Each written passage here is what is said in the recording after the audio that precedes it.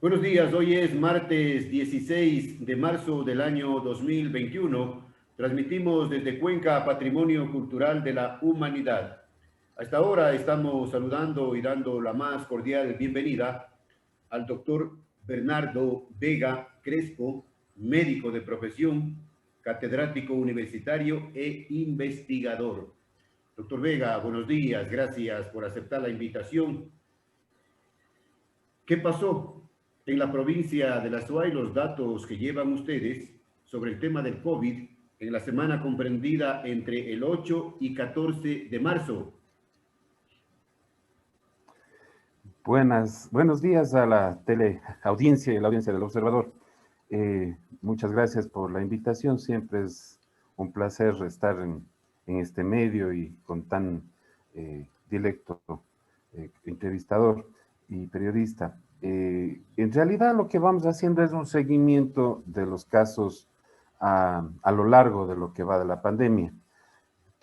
Para todos nos es un recuerdo bastante cercano, digamos así, que el 13 de marzo tuvimos el primer caso en la provincia de La Suay, y obviamente a nivel nacional el 29 de febrero del año 2020. ¿Qué ha pasado? A un año de la pandemia en la provincia de La Suay tenemos 18,000 casos o 18,000 personas que han sido diagnosticadas de coronavirus con PCR y 349 muertes registradas a nivel de la provincia, ¿no? Que realmente es una cifra que es importante en cuanto al número y sobre todo la compleja realidad que el virus nos ha enseñado durante este año.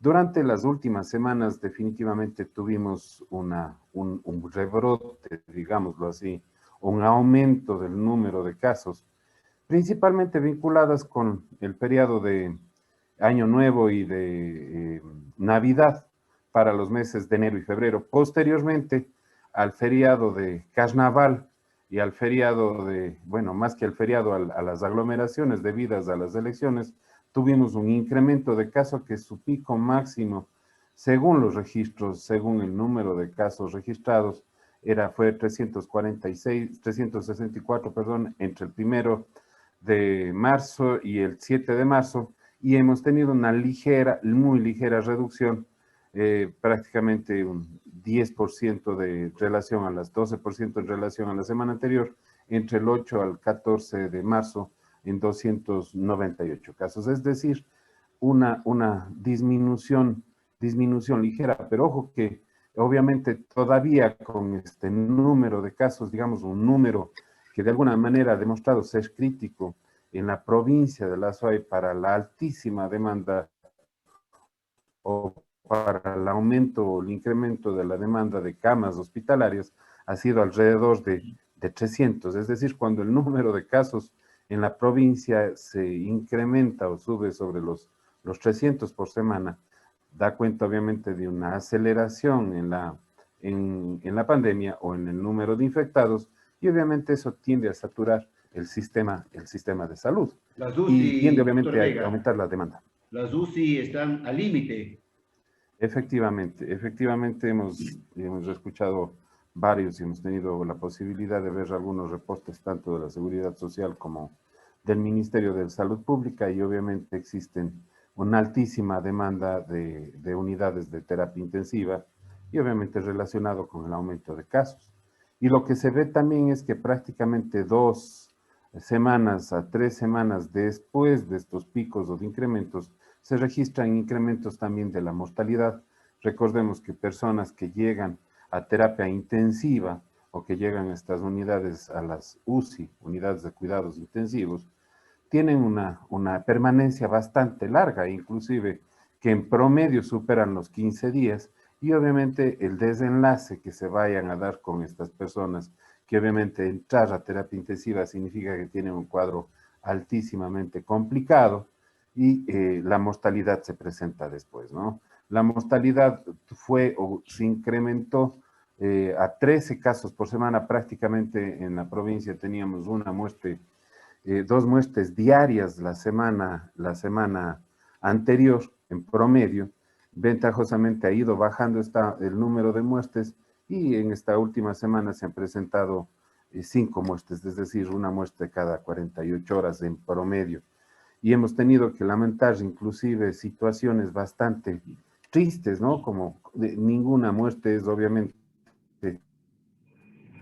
una situación que podamos desestimar, pero colegas médicos que en el ejercicio de su profesión están debatiéndose entre la vida y la muerte en las unidades de terapia intensiva aquí en la provincia de La Suay, y también colegas que han perdido la batalla contra el coronavirus en esta semana y han fallecido. Realmente situaciones muy tristes, muy complejas, que definitivamente nos deja ver que el saldo del COVID a nivel nacional y particularmente en la provincia de La Suay, ha sido totalmente una situación absolutamente inesperada y totalmente triste para todas las personas y todas las familias que han tenido, obviamente, que afrontar y batallar contra esta enfermedad. Doctor Vega, ahora es muy preocupante el tema de las aglomeraciones, que las instituciones están dando cuenta permanentemente y que las personas no toman conciencia, a pesar de los casos que se siguen incrementando, de las muertes, y siguen haciendo reuniones sociales en diferentes puntos del país. Mire, yo pienso que es importantísimo recordar, deberíamos tener al lapso de un año de la pandemia, cada ciudadano el suficiente conocimiento y la suficiente experticia, inclusive, porque está en las redes sociales, en toda la información que se ha dado, las medidas de cuidarse, las medidas de autocuidado, las medidas de bioseguridad. Hemos tenido, como usted dice, básicamente unas experiencias cualitativas, es decir, hemos mirado esa situación del aumento de las reuniones y cuantitativamente también. A finales del mes de febrero hicimos unas encuestas con parte del proyecto ICP COVID, que veníamos monitoreando de alguna manera el uso de mascarilla, el distanciamiento y el lavado de manos. La última encuesta que corrimos con el proyecto ICP COVID fue en el mes de agosto del año 2020, y obviamente en el 2021 pudimos observar que las personas que mantienen el distanciamiento físico se ha reducido de un 95%, que lo hacía un 75%. Lavado de manos se ha reducido un 5%, es decir, ya no somos tan cuidadosos como hace prácticamente un poco más de 6 meses. Y esa falta de cuidado pasa la factura. Efectivamente. Y eso es lo que vamos, ¿no? Justamente las medidas que implican distanciamiento, lavado de manos, evitar reuniones con más de 10 personas son sumamente importantes y válidas. Y más allá del número de personas, que obviamente tendría que verse el número óptimo de acuerdo al aforo, lugares ventilados. Más allá del contacto directo a través de las que se pueden transmitir las gotículas que llevan el virus se mantiene o puede mantenerse en el ambiente de lugares que tienen poca ventilación o lugares cerrados. Es decir, reunirse en un lugar cerrado, reunirse en un lugar con poca ventilación, con más o con gran número de personas, básicamente si hay una persona infectada y se mantiene en ese espacio por más de 45 minutos, la posibilidad de que dos personas más salgan contagiadas, pese a que hay distanciamiento, pese a que obviamente haya de alguna manera el uso de mascarilla, está presente. Peor aún, si es que no se usa mascarilla o no usa mascarilla uno de ellos. Es decir, la situación está allí, la situación está presente, el virus no ha pasado, pero sí sentimos que obviamente es necesario que la ciudadanía tenga un mensaje claro de que el autocuidado y el cuidado definitivamente tiene que darse. Y es más, inclusive, lamentablemente hemos visto y hemos tenido conocimiento que personas jóvenes están infectándose, están adquiriendo el virus y están desarrollando procesos bastante graves, ¿no? Entonces, la juventud tampoco es una garantía absoluta de que no va a pasar nada. Evidentemente tienen un menos riesgo, pero tienen su posibilidad de tener infecciones y secuelas posteriores a las mismas, al igual que los niños. Doctor Vega, ahora, ¿cuál es la explicación médica, científica, de que el COVID en unos casos es más agresivo que en otros? Mire, hay varias hipótesis en este sentido, ¿no? Y una de las cosas que más juega o más relevancia tiene es la inmunidad individual. Y es por eso que obviamente a medida que avanza la edad, a medida que va avanzando la persona en edad, la inmunidad suele tener disminución y obviamente puede hacerle vulnerable, más susceptible a adquirir cualquier tipo de infección. La segunda son las comorbilidades, es decir, problemas de salud presentes que puedan estar afectando o hacer que una enfermedad pueda tener sintomatología más grave, por ejemplo, diabetes, donde también está comprometida la inmunidad, alteraciones renales, pulmonares, etcétera, que podrían generar este tipo de situaciones. La tercera son cursar o estar con situaciones que puedan comprometer la inmunidad, tratamientos de cáncer, de medicación que altere la inmunidad. Y yo diría que otro factor que realmente ha demostrado de alguna manera una importancia bastante grande es también la genética que tiene la persona. Hay investigadores ecuatorianos como el doctor César Paz y Niño, donde ha descrito de alguna manera un cierto grado de inmunidad en algunos casos para desarrollar infecciones graves y otras familias y otras personas obviamente tienen una predisposición menor a desarrollar las mismas, donde pasan, como sucede en la mayor parte del número de casos, el 80% pasa con síntomas muy leves o ausentes en esta enfermedad, pero es ese 20% que puede cursar enfermedades graves. Es decir, dentro de esta lotería genética, dentro de esta lotería, obviamente, de nuestra salud, Una lotería, una arriesgarnos, lotería. arriesgarnos, exactamente. Es como alguien decía ayer, es como un cristal roto. No sabes si es que esa pequeña rotura en el cristal va a seguir expandiéndose, analogía como contraer el virus o se va a quedar allí. Realmente es una situación que hemos visto que personas que han tenido todas algunas comorbilidades y han salido adelante y otras personas que han sido inclusive deportistas, han tenido obviamente una salud bastante interesante, han perdido la batalla contra el coronavirus. Es decir, es una enfermedad que todavía seguimos aprendiendo. No hay una explicación absoluta en algunas cosas, pero lo que sí, obviamente, el principal elemento es la prevención, porque obviamente dentro de esa lotería a lo mejor no tenemos tanta suerte como en otras personas. Es decir, no dejemos al azar o a la suerte nuestra salud. Un año prácticamente de la presencia del COVID-19 a nivel mundial y en el país también. Y se Efectivamente. ve una luz, una pequeña luz al final del túnel, ¿o no? Mire, yo pienso que realmente sí hay una luz al final del túnel, ¿no? Y además, en noviembre del año 2019 comenzamos a escuchar un lejano eco de que el virus iba, producido en Wuhan, iba expandiéndose a nivel del mundo. Ya, perdón, en el año 2020 los vimos de cerca, lo vimos a los ojos. Y definitivamente creo que en todo este tiempo la humanidad ha tenido que irse adaptando en distintas maneras y de manera muy compleja y dura a esta vivencia. La luz al final del túnel básicamente queda en dos elementos que han demostrado utilidad.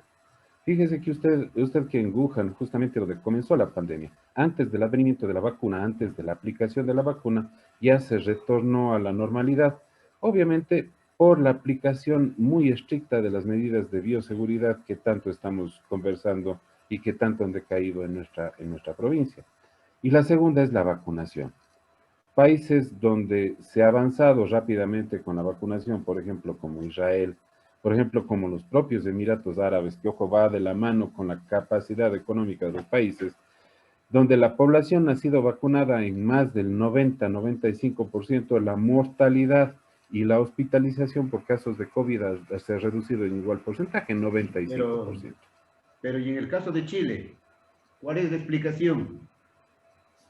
Mire, el caso de Chile es un número crítico, ¿no? El número crítico de alguna manera es la cantidad de personas que alcanzaron a mantener la inmunidad. Y el número de personas que obviamente alcanzaron o se alcanzaron a vacunar. ¿Cuántas personas para ir reduciendo la mortalidad? ¿Con cuántas personas Israel, por ejemplo, logró reducir esta morbilidad cuando la vacuna alcanzó al 80% de las personas? Y obviamente Chile está en la actualidad, con fecha 25 de febrero, con aproximadamente el 16% de su población vacunada, es decir, falta bastante por andar. Falta bastante, obviamente, para poder reducir cualitativa y cuantitativamente la transmisibilidad del virus.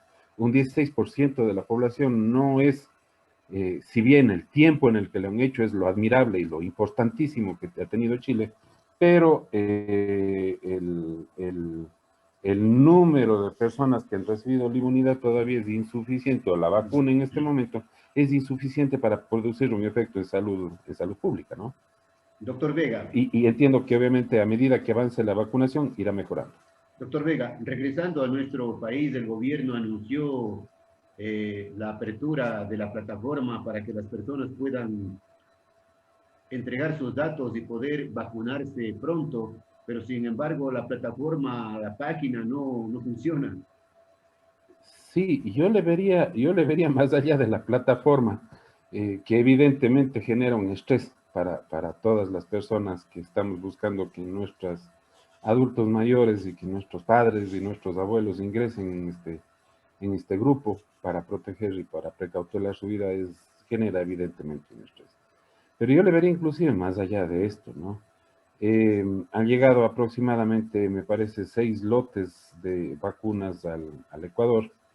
Tenemos la suficiente cantidad de vacunas para acceder a la población. Yo pienso que es algo que también debemos preguntarnos, porque obviamente la inscripción es como ponerse en la lista de espera, que para cuando llegue el producto usted lo haga, ¿no? Entonces creo que todavía las negociaciones que debe hacer el Ecuador como país están pendientes para lograr alcanzar una vacuna que a nivel mundial está escaseando, que la población, que la demanda sobrepasó de largo a la oferta de las casas farmacéuticas, y evidentemente se deben ver otras estrategias para poder inclusive tener la posibilidad de utilizar otro tipo de vacunas de otras casas farmacéuticas, ¿no? Y la segunda cosa es, yo pienso, más allá de esto, ¿no? Hemos visto que hemos seguido de cerca hace algún tiempo el trabajo que venía haciendo el Consejo Cantonal de Salud con el doctor Saúl Chalco en la Universidad del Adulto Mayor, ¿no? Y donde obviamente dar el salto cualitativo del adulto mayor al mundo del Internet y al mundo de la computación era un reto bastante importante, que lo lograron, por supuesto, con estas acciones, ¿no? Creo que también la brecha digital, la brecha tecnológica está presente como una limitante y obviamente como una situación que podría generar, o de hecho genera inequidad para el acceso a la vacunación, y podría obviamente buscarse medidas alternativas para que esto se dé, ya sea con el apoyo de distintas instancias como los mismos centros de salud, los GATS para las inscripciones, o por ejemplo las inscripciones a través de teléfono, porque los mismos datos, es decir, a través de un call center, para poder obviamente generar conglomerados de personas y filtrarlas obviamente de acuerdo a la disponibilidad de la vacuna y a la posibilidad de recibirla. Todas las personas obviamente podrían recibir la vacuna, pero ojo, hay que tener cuidado que las personas cumplan ciertas características para poder obviamente acceder sin un riesgo mayor a la misma, ¿no? Por Ahora, ejemplo, ahora los ecuatorianos estamos preocupados, molestos, indignados por el tema de los privilegios, del manejo secreto del listado de vacunados. A unos sí, a otros no. Así no se puede generar confianza y honestidad en un país. mire, yo pienso que de alguna manera la discrecionalidad en el uso de las vacunas ha generado un proceso de insatisfacción profunda del Ecuador. Malestar. Sí, definitivamente. Creo que como médicos ver que se invita y se vacuna a personas que nada tienen que ver con el área de la salud y que tienen escaso riesgo inclusive de contraer la infección, definitivamente nos genera un proceso. Creo que, hablando de manera general, no es sabido en la provincia de La Suay, algunos comentarios han existido, pero creo que en la provincia de La Suay ha tenido un mejor manejo. Por otro lado, hay que ver que realmente no solamente es un capricho de por qué se tiene que vacunar a los adultos mayores y al personal sanitario. Son dos razones muy lógicas y claras. ¿Quién tiene mayor exposición a un virus? Una persona que trabaja en un consultorio atendiendo personas enfermos, o una persona que trabaja, qué sé yo, en un banco. Usted va a decir, bueno, la del banco también va a atender personas, ¿no? No por decir o por hacer una analogía con tal o cual profesión, pero ¿dónde va una persona enferma? ¿A un banco o a un médico? O a un servicio de salud. Es decir, el criterio de riesgo está presente justamente para contraer la infección. Los médicos nos desenvolvemos inclusive dentro de la atención a pacientes y muchos de ellos a posteriori nos hemos enterado de que han estado con COVID, porque en el 80% pueden ser asintomáticos. Y el segundo criterio más importante inclusive es justamente la posibilidad de mortalidad, es decir, que si yo adquiero el virus, tenga la posibilidad de morir. Y justamente en ese sentido se priorizan a los adultos y adultos mayores y algunas recomendaciones de instancias internacionales inclusive recomiendan a adultos mayores sobre los 80 años y que estén en lugares de aislamiento, por ejemplo, como ancianatos o, por ejemplo, como asilos, donde obviamente van a tener un contacto con N número de personas y obviamente la vulnerabilidad y el riesgo aumenta. Obviamente adultos mayores estarían, es decir, riesgo de infección y riesgo de mortalidad que estarían de la mano con el primer elemento de la vacuna. Esto no se cumplió por lo menos en la fase 0 a nivel nacional. Hemos visto listados a los cuales les han denominado listados VIP, y obviamente gente que se ha saltado este sistema y que ha recibido la vacuna antes de los profesionales de la salud. Estamos viendo en estas semanas que colegas aquí en la ciudad de Cuenca han fallecido y otros se encuentran debatiéndose entre la vida o la muerte en las unidades de terapia intensiva, y obviamente sí nos causa una indignación ver que se ha saltado a nivel nacional este proceso. Como digo, Cuenca tiene particularidades. Creo que la cultura de su gente y obviamente la educación que tenemos los cuencanos, esperemos que no tengamos que decir en adelante que estas cosas han sucedido en Cuenca, pero entiendo que es una realidad distinta, pero la será. Doctor Vega, finalmente, ya para concluir, el tema del retorno paulatino a las clases presenciales, ya se están dando. Mire, yo pienso que es interesantísima la pregunta, ¿no? Tiene dos elementos fundamentales. Básicamente del sistema educativo se han perdido aproximadamente 75,000 alumnos, es un número alto, es decir, ya no han retornado a las aulas, ya por la falta de acceso al Internet y por falta de acceso a las clases virtuales, han abandonado sus estudios. Ojo que el promedio de escolaridad del Ecuador es de 9 años, es decir, en promedio las personas en el Ecuador tienen 9 años de estudios. Y con esta situación, el nivel de escolaridad o realmente la preocupación por niños, niñas y adolescentes va a ser muy grande porque va a bajar. Segundo, las situaciones obviamente de contacto, de aprendizaje lúdico de los niños, se ha visto truncado evidentemente por la pandemia.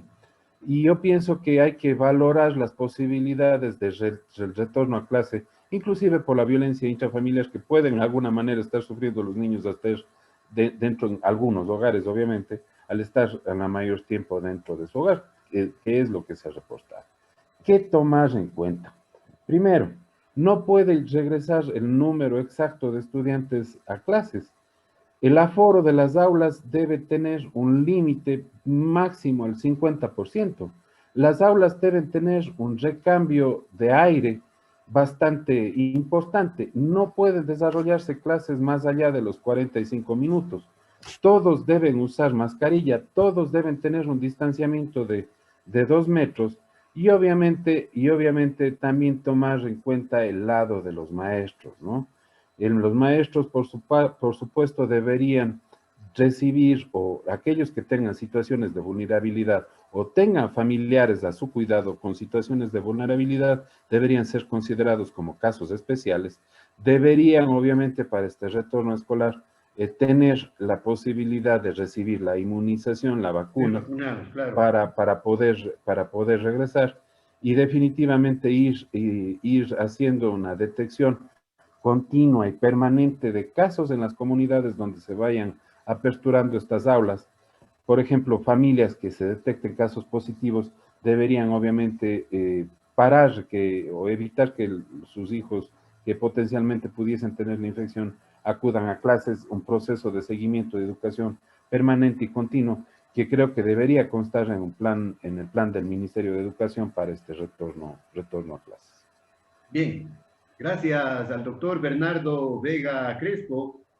Doctor, volveremos, si usted lo permite, en algún momento, en un par de semanas, para que nos siga informando y dando consejos médicos a la población, que tanto nos hace falta. Por supuesto que sí, realmente el mensaje que queremos dejar muy claro es que todavía, pese a que hay variantes, a que hay mayor transmisibilidad del virus con algunas variantes, el uso de mascarilla, de doble mascarilla también es útil, el distanciamiento, el lavado de manos y obviamente evitar reuniones o grupos o lugares donde exista más de 10 personas es sumamente importante para prevenir nuestra salud y de nuestro entorno. Bien, gracias. Desde siempre y hasta siempre. Muchas gracias. Un saludo a todos.